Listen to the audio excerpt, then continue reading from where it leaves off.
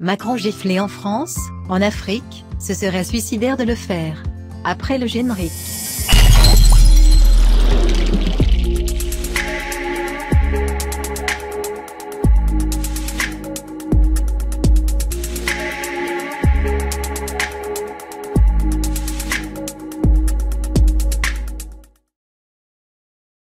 Emmanuel Macron a reçu une gifle mémorable ce 8 juin dans la Drôme.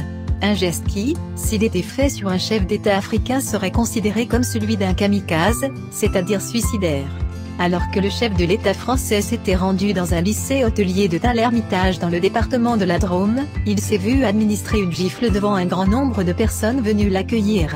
Cette scène a été capturée par les téléphones portables et diffusée en boucle toute cette journée sur les grandes chaînes d'actualités internationales comme France 24. Le gifleur de Macron et son acolyte ont été arrêtés et n'ont subi certainement aucun traitement dégradant. La France, pays berceau des droits de l'homme, s'est ménagé ce genre d'aliénés.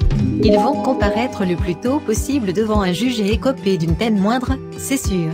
Les démocraties européennes ont ce chic où les citoyens ont ce pouvoir d'exprimer leur ras-le-bol de cette manière sans vraiment être grandement inquiétés dans leur intégrité physique. Nicolas Sarkozy, François Hollande ont eux aussi reçu des tomates et de la farine sur la tête. C'est à croire que c'est une spécificité française que de maltraiter les présidents de la République. En Afrique, le faire, ce serait presque signer son arrêt de mort. Il faut dire qu'après de nombreuses crises politiques et de nombreux coups d'État en Afrique, les services de sécurité des présidents africains se sont drastiquement renforcés. Plusieurs cordons de sécurité sont mis en place lorsqu'un chef d'État doit apparaître en public. Il est donc très difficile pour une personne quelconque d'approcher la plus haute autorité de ces pays africains. Encore que si vous réussissiez à le faire, il vous faudrait détourner l'attention de leur garde rapprochée aux aguets et très fébrile.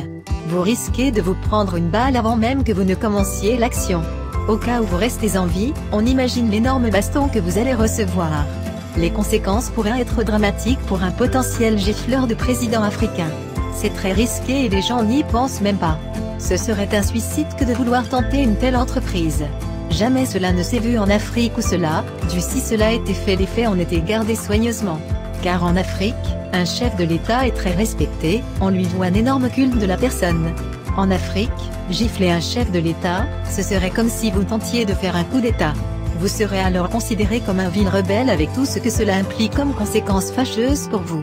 Votre sort sera d'aller croupir de nombreuses années dans les pires geôles dans le meilleur des cas. Abonnez-vous et activez la cloche de notification pour rester connecté. Encore TV, le chemin de l'information.